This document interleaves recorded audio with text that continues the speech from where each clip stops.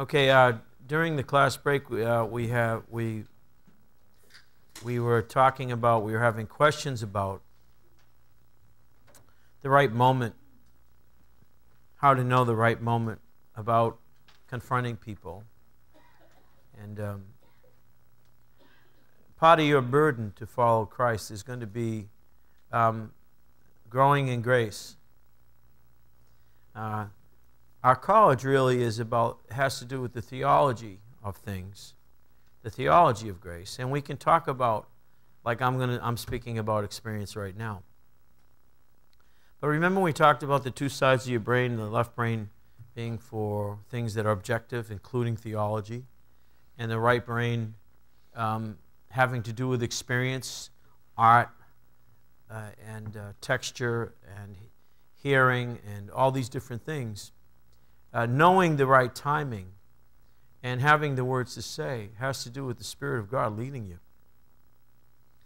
And I know the guys here have had this experience. You think you're growing in grace and knowledge, and then you play Christian sports.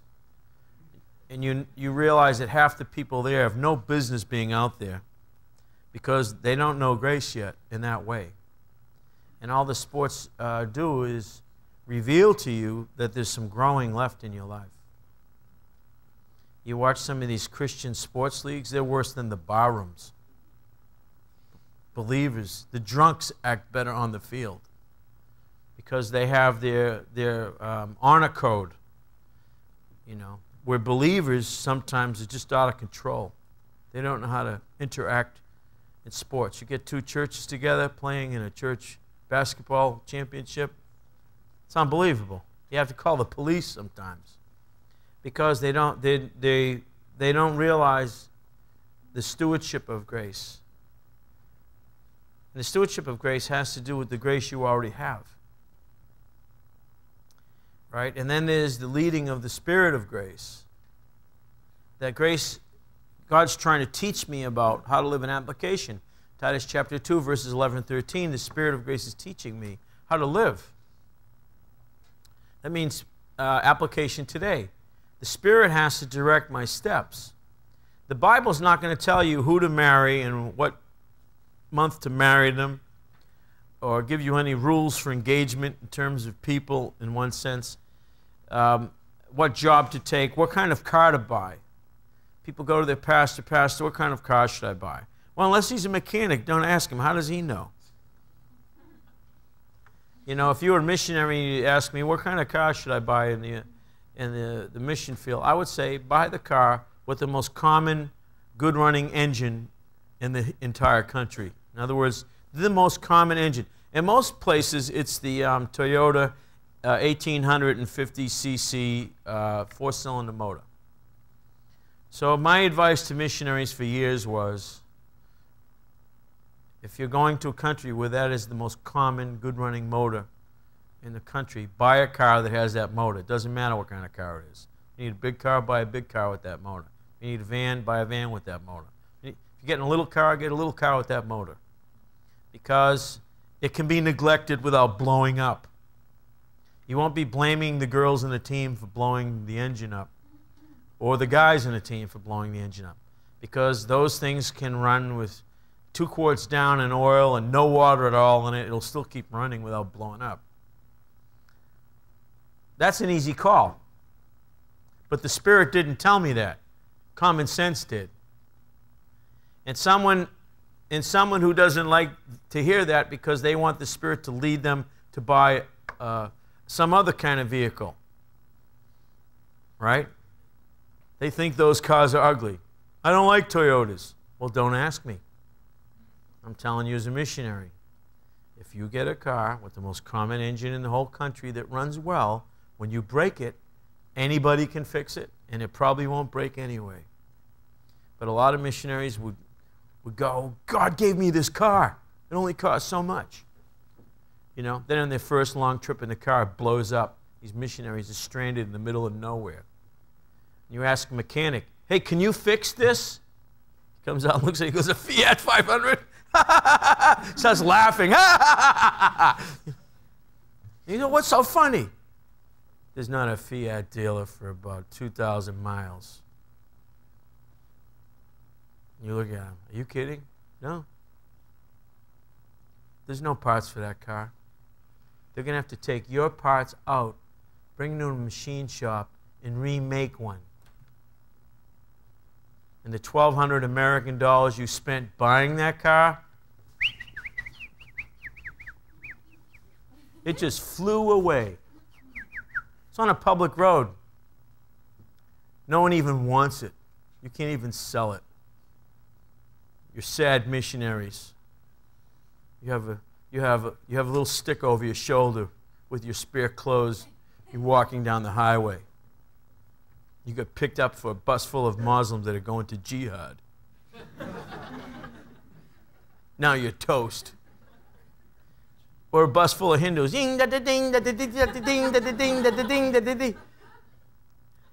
But at least you'll get some curry chicken. It'll be delicious. So, the Spirit of God leading me about the timing of that witness, that's something that we have to learn through trial and error. You know, using your gift makes you know your gift. It's that simple. Using it a lot, you learn it quicker. A lot of the things we learn, unfortunately, we learn through making mistakes. And being sensitive. If you're around someone who's sensitive to God's Spirit, it's someone who's been doing it a while, usually. Otherwise, we want to stick with our training and be gracious and recognize the fact that we can't legislate capacity. Right? I can immediately confront someone with the gospel. I don't know how it will go. Then I can ultimately do it. Ultimately do it means the perfect moment. Right?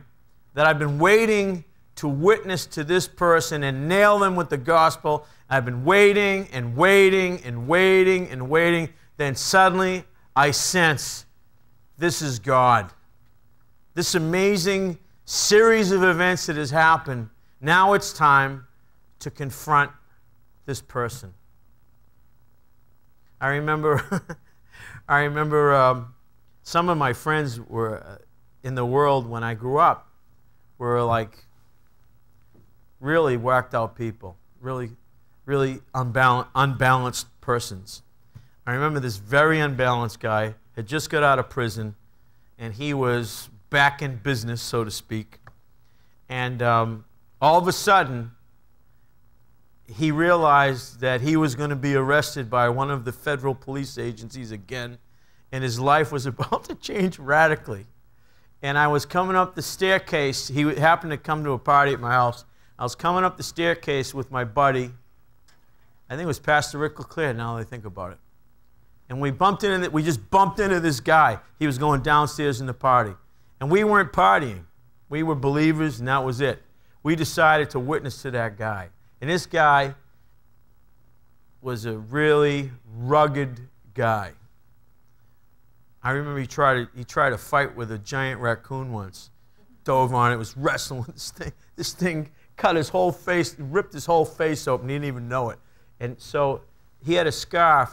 The raccoon bit his whole face open so he could put his hand in his mouth without going through the mouth. He could put his hand in his mouth from over here.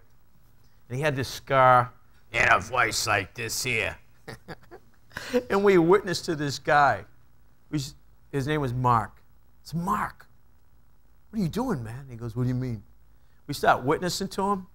We thought that maybe he would want to beat us up. He just broke down and started crying, man. It was awesome. It was beautiful.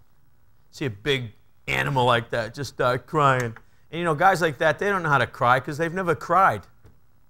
It's like, you know, it's like that, you know. It's like a movie, like some kind of a movie comedy of crying. And he beautifully got saved. It was awesome. We took him to church with like a trophy. It's like we led Satan to Christ. Look, it's Mark. I go, is he saved? I said, yeah, ask him. And this guy went crazy, learning the gospel and all that. Then he had to go back to prison. In prison he was preaching, and he came out, he came in the church, and he was, now all of a sudden he's legalistic. Now he's Mr. Moral. So he had to go through that. God had to show him he was not Mr. Moral, Superman. And he fell again, and then he got, it's like God renewed him with grace, and up and down and up and down. And sometimes you're in a situation, and you can sense this is the moment. It's the ultimate confrontation. You realize that God has put this person through hell and high water. They have nowhere to go. Nowhere. It's only Jesus. And it's a sweet moment. And then when you witness to them, bing, they get saved, and it's awesome. That ever happened to you? Do you ever lead someone to Christ like that? Someone that's really out there? It's awesome. That's it. That's ultimate confrontation. Then there's the immediate one. You don't know what's going to happen. You witness to someone in an airport, and they think you're crazy.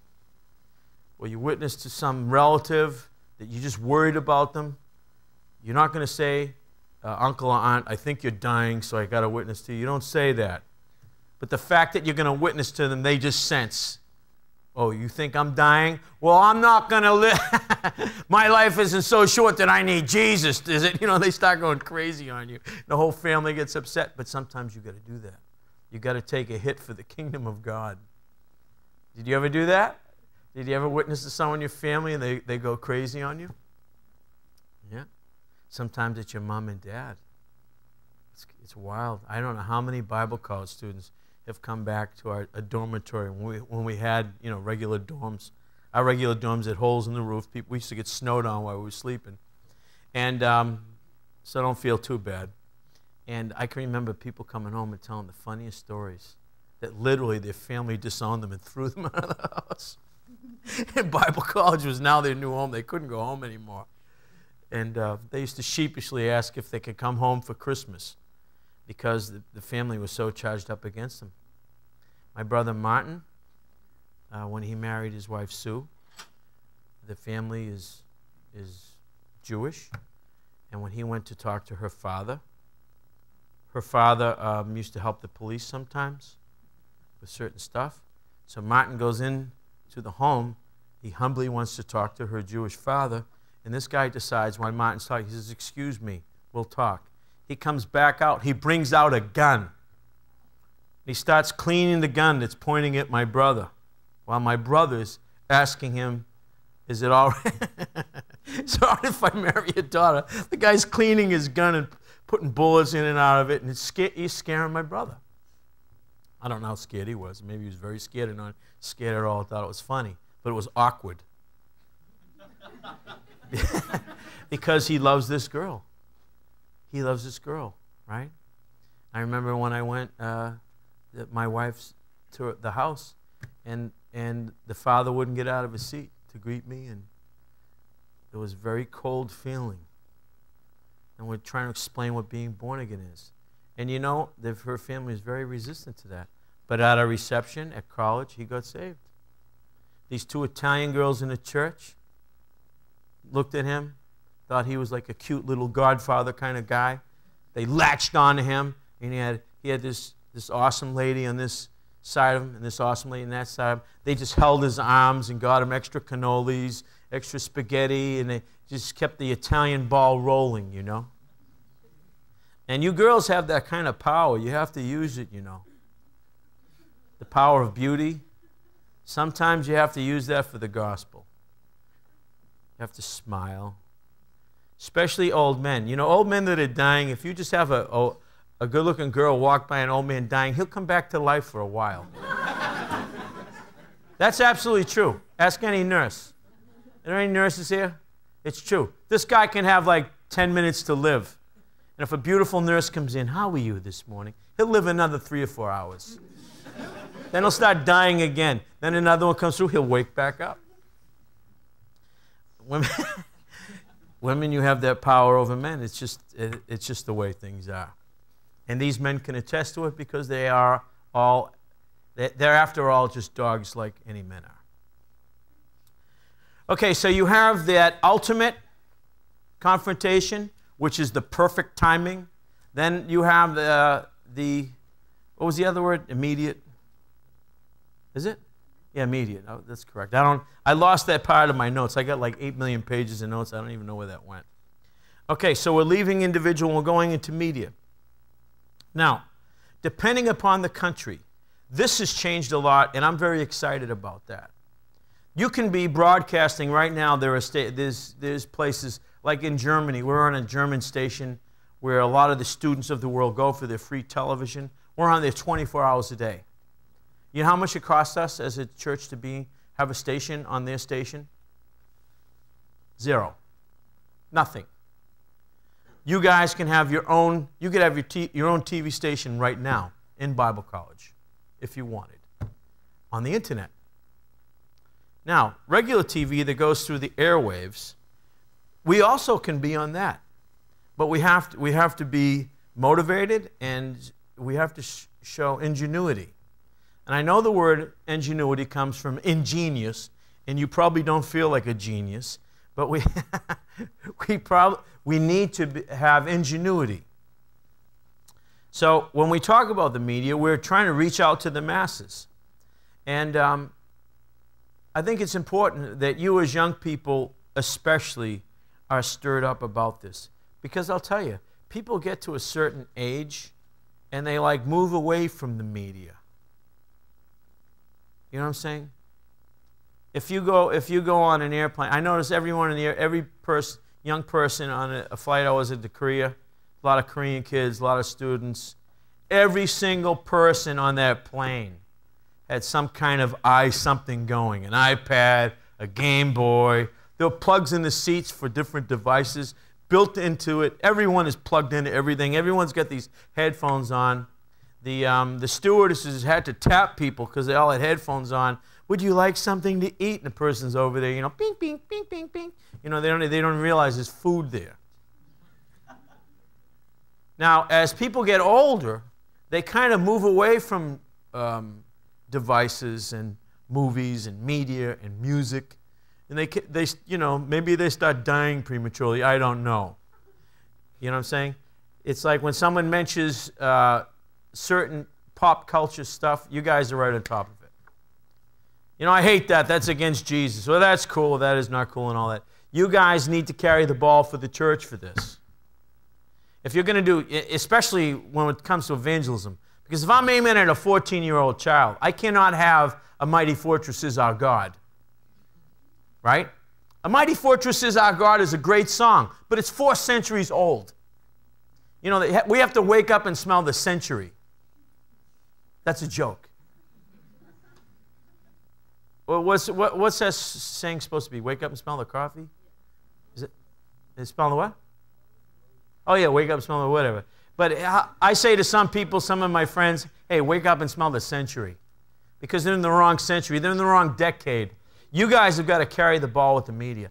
I really think that multimedia presentation is going to lead zillions to Christ in the end times. And churches that bother to do it and get motivated to do it, they're going to be the ones reeling in all kinds of netfuls of souls. Not souls like this, souls in giant nets. I've been trying to get this done for 3 years with the meatheads that I hang around with. It's hard. They don't get it. They can't even get into their own telephones, the people I hang around with. It's pathetic. Isn't it? I guess I'm pathetic too. But they don't even understand what's out there, what we can do. I really think that a multimedia presentation of some kind is the way to go. I was watching some Christian music videos on computer yesterday. And I thought, man, I'd like to have a screen 7 feet high. And just, you got a projector, put that on the side of a Walmart anywhere where there's teenagers hanging around. And you could probably have an altar call and get 50 people like that. Just because they're mesmerized. The whole thing started with me, with the media. I was the original IT director of this ministry, when half the staff was determined that the internet was of the devil and we got to get away from it as far as we could. The only thing that got us on the internet was Dr. Stevens. Dr. Stevens is like someone who plays the piano with one finger. You know, chopsticks. Ding, ding, ding. He's like that in a computer. Dr. Stevens used to be like that. He would right click instead of left click. he couldn't find the alphabet on his keyboard. He had to change his glasses 5 times. He would just get where he wants to go, hit the wrong button, and would be gone. We were sending someone up there to his house all the time when he was trying to study using the internet to straighten out his computer like 3-4 times a week. Sometimes he'd give up and he'd never try again. But he knew the internet, God would use the internet. Half the staff was standing up to Pastor saying, no, we will not tolerate it. And I can remember one meeting, he got angry. He said, we are a pioneer ministry. I don't understand this net thing. He says, but if it's pioneering, we have got to do it. We have got to do it. And we're going to do it. If we fail, that's one thing. He says, but I don't want to hear anyone else talk about this again. And he left the staff meeting. He was so mad. Because he felt, if they're not charging us, and it's going to reach thousands, I want to be in on it. He said, we have to pioneer. He's looking at me like I even understand. I didn't even know what I was doing when I was the IT director. I had no clue.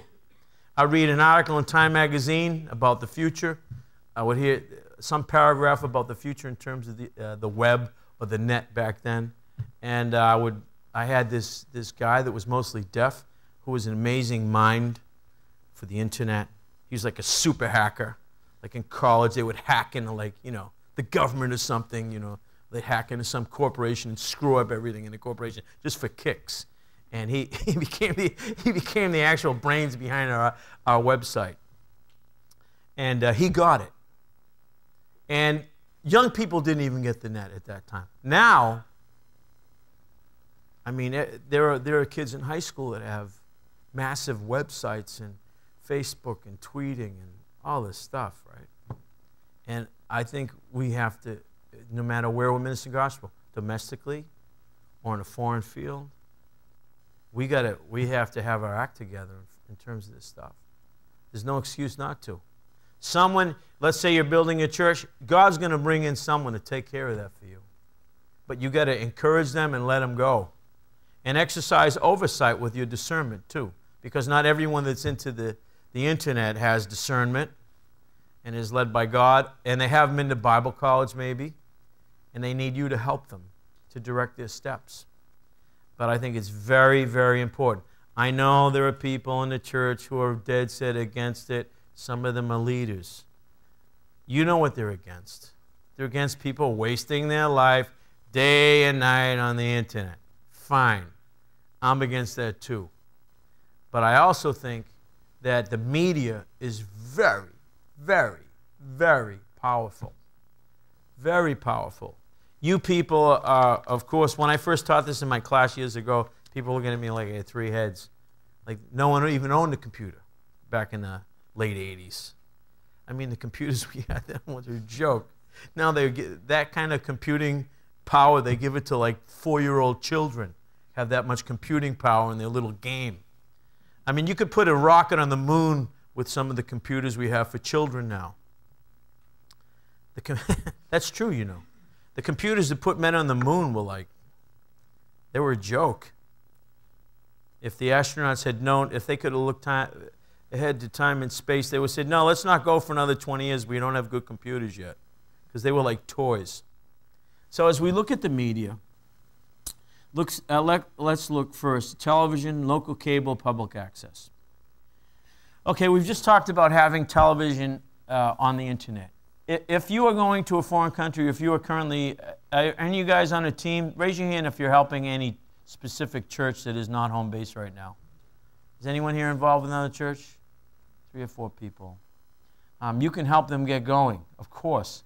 Local cable, there's certain laws in all different countries. If you have something to say, and it's somehow conforms to what any particular culture will consider decent, there's probably a way legally to get on the air for nothing through public access channels, right? And you ought to do it. And it's all right to create the impression with your local television show that the church is bigger than it really is. That's okay, because people always worry about that. There's like 15 of you. You just started the church 3 months ago, and you're meeting in the back hallway of a school. You can't even afford their auditorium They're giving you a corridor to use with folding chairs in it. It's all right to create the impression that that's a giant crystal cathedral. You say, isn't that deceptive? Come on, will you? We're dealing with souls here. We want to see people get saved. It's all right to have a website where your church is this Mickey Mouse-like thing, but your website is like awesome. Have you ever found that out when you're on the internet? Someone's got this crazy website and you find out it's like, you know, some guy in his garage with a couple of guys, you know, who go on to Office Max and get these wild posters made and everything. Hey, they're just dreamers. And I say more power to them. More so with the gospel. I think that we should try to do everything we can to create the most powerful impression we can in people. You know, we're only going to live once in this particular paradigm, and we're going on to the millennial kingdom. So don't worry about it. If you have a cable show that's awesome, I remember HBO had a local station. That's home box office if you're watching overseas. It's a movie channel. And they had this interview show, and I was invited on the interview show to be interviewed by this Christian leader, let's say. And as he's interviewing me, I'm thinking this show is boring. This format is boring. Everything around me is boring. And I decided to run a risk. I looked for the camera that had the light on, and when he asked me a question, I just let it be a lead into looking out through that camera. And I was nervous about this. You might say, well, Pastor Vieira, you're just really bold. I'm not bold when I'm in front of a TV camera, believe me. And I just looked at that lens, and I just said some really crazy stuff. And the producer at first was like, I could see him like, oh my God, this guy's nuts. Then after a while, he's going like, you know, like, go ahead, go for it. Because he realized that the dynamic of the show just shifted, and he was letting me go. And when it was all over, it ended up, you know, it went okay. But the leader of the show, who had a certain amount of power over my life, and I can't get into it, he dropped a bomb in me. And it was just like, I just advanced the kingdom of God terrifically, and then I got hit with a demonic hammer in the face. You know what I realized when I got in my car to go home? My wife was sitting there. How did it go? I'm telling her. I realized that Satan does not want us taking advantage of the media. He doesn't want us out there. That's his turf. He's the prince of the power of the air. What is between your eardrum and my mouth? Air. I vibrate the air in a certain way. It hits your ear, your physical ear, in a certain way. That turf between my mouth and your ear is Satan's property. And he is offended and angered. When you look at a figure who is entertaining you in some way, they are vibrating the air with their movement. Your eye perceives that air, interprets it, and that's Satan's domain, the air. The media is his business. And not only does it interest him, he controls it. He controls it. The liberal political mechanism of the world is owned by the devil through men that are evil. You know, people that have a gay agenda in the media, they're demonically charged people. Demonically charged people. Leaders around the world are demonically charged. The media is their vehicle. Rich, whacked out, crazy, demonic people. They want to own TV stations and radio stations. They want to produce movies. And what they're doing is they're doing social engineering by controlling the thought of the masses, by entertaining them in one way or another. Should we shrink back and say, oh my God, there's evil people in broadcasting? Or should we go out there and just throw the gospel out there? Say, here's something to think about. Well, then won't people hate us? Okay, they hate us anyway. They just haven't met me enough to hate me yet. Not everyone hates me. That's right. They haven't met you yet. As soon as they meet you, they're going to hate you. So get it over with. Go for it. And I think that a small team should think big with this. Right? You know, little captains controlling it. Did any of you see that ship that's down in the harbor? It's one of those Carnival ships. It's like as big as a skyscraper, but in the water sideways. It's like they took a giant building, laid it on its sides, and it floats. I mean, it is stinking massive. You know, one little old guy is controlling that ship with the steering wheel. I think the media is like that. You know, some dude's got a guitar in his hand. He's controlling like an audience full of 20,000 people with his guitar. And he's steering their brain any way he wants. It's up to him. Whatever way his fingers are going. Either they'll boo him off the stage. You know, I was at Woodstock, they booed Janis Joplin off the stage. I know you don't know who she is. It's this lady with a voice that was destroyed. She kept singing anyway, and people liked it. She was like the Willie Nelson of women. And if there could be such a thing. And you know, they booed her off the stage. And we don't want to be afraid of being booed off the stage. If they, who cares if they boo us off a demonic stage? So I would stir you up. Don't hold back. And be careful that holiness people don't persuade you. Look out for people that are too holy for their own good. You know, if someone's so holy you can't bring them around your friends and they're believers, that person's way too holy. And don't take any advice from them. Guarantee they're not soul winners, and if they are, they're probably hypocrites. Go for it. You have creativity. You were created in the image of God. God is the creator. That's why you're creative, by the way. Oh, that person's very creative. We're all creative. We're created in the image of God and in His likeness. His likeness makes me creative. That's why if I told every woman in here to make some cupcakes and we'll see whose cupcakes win, there'll be a bunch of boring ones, but then some women will go way out of control. Right? And their cupcakes will be like off the hook crazy. You don't ask guys to get into that. Guys don't know anything about cupcakes, and if they do, they're probably gay. So I'll tell you what guys know how to, you know what guys know about cupcakes? They know how to eat them fast. Guys eat cupcakes like potato chips. You didn't notice the color of the frosting. It had frosting. Give me another one, I'll tell you. I need 6 of them before I realize the flavor. Where women know the bouquet of the frosting. Men don't know that. So, since this is the end of the world, since you're a believer, we must assume you're the last group of disciples God's cooked up, all right? And you understand the media. Are you supposed to walk away from it when you minister the gospel? Or are you supposed to use it like a hammer? Or a scalpel? Or whatever the metaphor. I think you ought to use it. Otherwise, I think we're being lazy.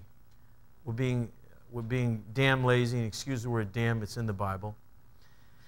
But we ought to make an effort to reach out to people. You realize there are people who don't go out anymore? Giant, the food chain here in town, will deliver the food to your house. You don't have to get up and get it. They'll bring it up to you. Right? If you have a car that gets 40 miles to a gallon, you can go to a gas station once every 6 weeks if you work in your home. Your job's at your computer. You wake up, you brush your teeth, then you sign on. Your food's brought to you. You know, there's a lot of people who are doing that. A lot of them. They're going nowhere. They're working at their house. They don't have to go out. They don't. It's like when, you know, you ever try to straighten out one of your bills and you're talking to someone in India about your bill, but the store's like 3 blocks from your house? It's crazy, isn't it? We're in a nutty world. Here the store is 3 miles from my house, and this lady in India is trying to help me with the bill I have 3 blocks away. She's never seen the place, doesn't know anything about it. She's doing her best to make me happy. It's not her fault. It's the store's fault, but I can't talk to them. That ever happen to you? Is this a nutty world or what? This is a crazy world. So we have local cable, which you have access to, and you have to understand it. If you go into a foreign country, check those laws out. If you're the team geek for a while, embrace it. Maybe say, well, I don't know anything about computers. If they think you do, they probably know nothing, so you better roll with it. Do the best you can. Public access laws, you need to study those in the different nations. Okay? Then we go to radio. We can't overestimate the value of radio, especially in the foreign field. Especially in the foreign field. When I was in Australia, we were trying to buy a military surplus radio station. Different armies around the world try to entertain their troops. So they have these radio stations that fit on a pallet. You know what a pallet is? A pallet is a little wood skid. It's a bunch of boards that are nailed together that elevate something out of the rain. And you pile stuff on it like bricks and pipe and stuff like that. But the Army and the Navy in different nations have this. They have a radio station that fits on a pallet. Or it has wheels. And a couple of strong guys can move the whole little radio station. It's about as big as a refrigerator. And I was trying to buy one. Then I was going to get a used ocean-going barge. You know what a barge is? Like if you want to move a bunch of automobiles across a canal, they load them on the barge, and then a towboat comes. Chug, chug, chug, chug, chug, chug. Chug, chug, chug, chug. I'm a towboat. Chug, chug, chug, chug, chug, chug, chug. Not really, but I'm pretending. Chug, chug, chug. And it brings the cars across. Then when these barges get old and really ugly, and their lead paint is going into the ocean and destroying the dolphins, you can buy them cheap. Right? Thank God for the dolphins. See, I was going to take this barge and put one of these military stations on it and build a cabin on the barge. A cabin for missionaries to live in. You're saying, Pastor Vieira, that doesn't sound very safe. These barges are big. Just imagine a massive raft, and it has a missionary cabin on it and a military radio station. Then we have it towed, chug, chug, chug, chug, chug, chug, chug, chug, near different islands where they are speaking French. And we beg our ministry in France to send us a person that speaks French. And we're broadcasting gospel music and gospel teaching from our barge in French and English. And the missionaries are living on the barge. And they have a cute little rubber boat. And they use the little rubber boat, you know, those little motors that are so small it's sickening, to go get, you know, what they need. They need tuna fish, milk, bread, and bananas. And I was in the middle of doing that. And we were also trying to buy an airplane with a cloth body. We were going to find one, and we were going to start flying it around. You know what's cool about Australia? They never throw away airplanes. They don't know when things are dangerous. Australians aren't smart enough to know something's dangerous. You, as an American, one of your jobs if you go to Australia is to tell them when something is dangerous. Like we took our little boy on this ride that goes into a chasm over this deep valley, like very deep, like 1.5 miles deep. And there were no seatbelts, no safety harness for the children. I said to the guy, he needs a harness. He goes, what do you mean? I said, something to strap our child in. He goes, hold him in your arms, mate. I said, what do you mean hold him in my arms? What if something happens? He goes, you'll be right. Everyone goes on there. We don't need that here. I said, you don't need it. I said, okay, where's my harness? He goes, no one's got a harness. And this is an actual, I'm not exaggerating, this is very true. Here comes, so we get on the ride, and my wife is not brave. Here we come, chug, chug, chug, chug, chug. We're on this big piece of cable, and you go, we should have watched this before we did it. And your car goes out there, and then it goes, like this. Then you're going straight down, and they have a bar in front of you to put your feet on. There's no seat belt, and there's no doors. This thing is just a welded cage. If you were, oh, I'm losing my balance, it's like, ah, like 20 miles into a pit. No one even has been down there. They don't even know what's at the bottom. So I'm holding on to my son. I got my wife, and my wife's got her high heels up in this thing. Oh, my God. She's like, you know, her hair started red, and when she came out, it was gray. And I'm holding on to my son for dear life, and the people next to me are drunk. And their kid is walking on the grate. I'm thinking, 2 more steps, and that kid's going out, and I'm not diving to catch him. Then we came out of there. So the Australians need someone there to tell them when it's dangerous. Then you look at these planes they fly. They don't throw anything away. They just put it, they'll just take something that's broken and, you know, glue it back together or use a lot of tape or something. Then they fly it up in the air, high in the air. So they have these airplanes, the awesome old airplanes. And instead of having a metal fuselage or a metal body, they have cloth around the airplane.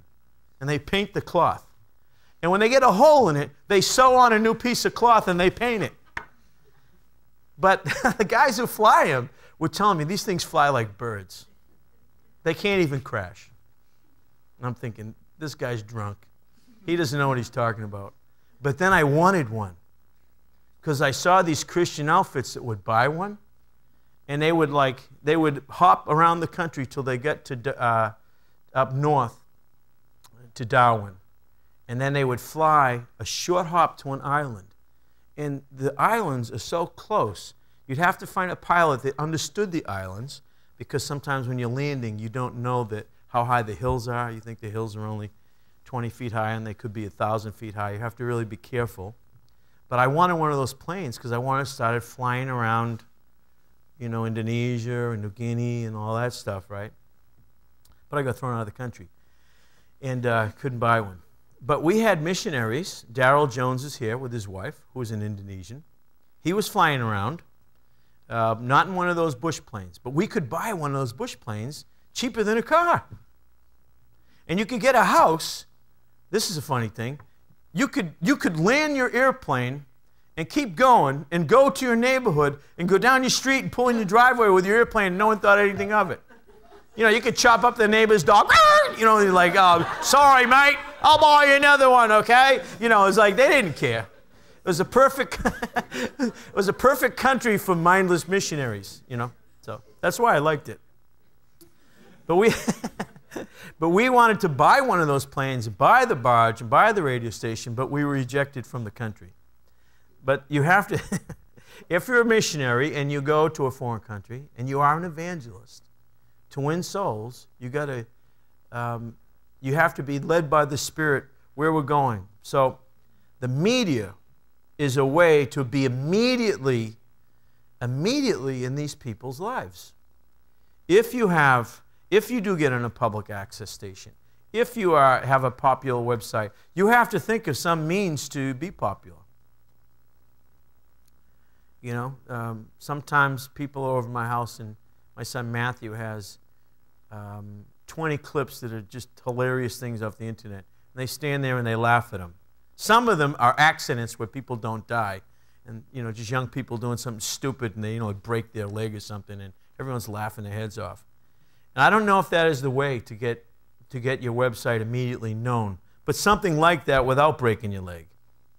You know what I'm saying? So then we get to radio. If you have languages on your team, if you can get on the radio, foreign country or domestic, and you can speak other languages, that is a way to evangelize people when people hear the gospel in their own language, and it's the gospel of grace. Because think of how many languages the gospel of grace has not penetrated because of their culture. Certain languages go with certain religions, and that's it. Then you show up, someone is speaking a foreign tongue and preaching the gospel of grace, and this is really off the wall for the people listening. Right? Let's say you are in a foreign team, and you're near Dutch islands, and on these Dutch islands, the natives have native religion, and the Dutch Reformed Church has taken off years before then, and no one's hearing Dutch Reformed teaching, and you come out and you're teaching, you're not teaching about the god Tiki. You ever go to a Chinese restaurant and see the wood god with the square head with the big teeth? You ever see that? How many have seen that in a Chinese restaurant? 2 of you. Only 2 of you have Chinese food? That's sad. Okay. But that's the god Tiki. But instead of talking about Tiki, you're preaching the gospel of grace in Dutch. Because someone speaks Dutch from Bible college and start bringing the gospel of grace in Dutch. And it makes an immediate impact on the people listening. They're shocked, actually, to hear something about Jesus Christ that involves mercy and grace, and you're trying to preach the finished work to them in Dutch. Also, as far as radio goes, interviews. Let's say you go to a foreign country. Who's the most famous person in that country? I'll tell you who it is, probably. A soccer player. You ever see in these foreign countries a soccer player that doesn't have a first name and a last name? He has one name. I'm going to make up a name, all right? Galaxy. The greatest kickboxer in Thailand for a while was this guy, Galaxy. He was a bad dude. Imagine Galaxy, the soccer player, who can do a bicycle kick. That means you go upside down and kick the ball while you're upside down into the net. And Galaxy is a believer, and you know it, but no one in that country knows it. And we're going to, and you announce, don't forget this Monday, Galaxy will be on. Right? Then all of a sudden, the radio station's getting all these calls from people. Do you mean Galaxy, the soccer player? Yes, Galaxy, the soccer player. The people are like flipping out. And that, for the first time, that station's being listened to by half the population. Dr. Stevens, when he was the first guy to do talkback radio, Christian talkback radio, probably in the whole country, I don't know. He was the first guy on the web ever, first talkback on the web. But either rate, he used to bring on athletes, and no shows were doing that. He brought on Dr. J. Now, I know a lot of people here don't know who Dr. J was. He was a basketball player who seemed to he had anti-gravity cells in his body. He could run and jump and stay up in the air for some reason. To this day, no one knows how he could do it. But he would stay up in the air longer than anyone. And then he would jam the basketball through the hoop. And when he came on radio to talk about Christ, don't you think, this is on Boston radio, and he was the arch enemy of the Boston Celtics. The Boston Celtics are a basketball team. If you're watching overseas, basketball team.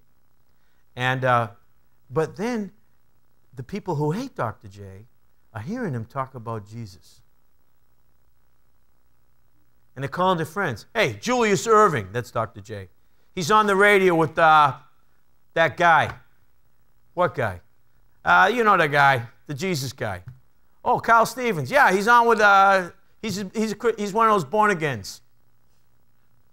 It was awesome for Catholic guys who hate Dr. J to hear. And then they tune in to hear what he says. They're hoping he's going to talk about basketball, but he's talking about the Bible. And all these Catholic guys who hate him, they despise him because every time the Celtics are about to win, he jams it through the hole and they lose. But they hate this guy, but they're listening to him. He's talking about the Bible with Dr. Stevens. Then, after it's over, not only are they thinking about Jesus in the Bible, they're thinking, maybe this Carl Stevens guy is not a guru. Maybe when he talks about God, maybe he knows what he's talking about because Dr. J listens to him. And you see what that does for your team? Your team interviews this celebrity believer. People hear this celebrity, and some of them are going to want to ask about Jesus. Isn't that awesome? Okay, next time we come back, we're going to talk a little more about media. And I want you to, in your mind, challenge yourself to see in what way can you be involved if you go on a team. In your humble way. You don't have to write about it. I want you to think about it. Because God definitely wants to move you in that direction. Let's pray. Father God, we just thank you for Christian media. We thank you for our radio show, our internet site, and all the different things that are in the archives that are eternal. Just bless them. Stir up us. Some of us are not that hip to the internet or not that understanding of it. We pray that you would stir us up to utilize it, no matter what team we're on, to reach the masses for Christ. And we ask you to do this in Jesus' name. And everyone said, Amen.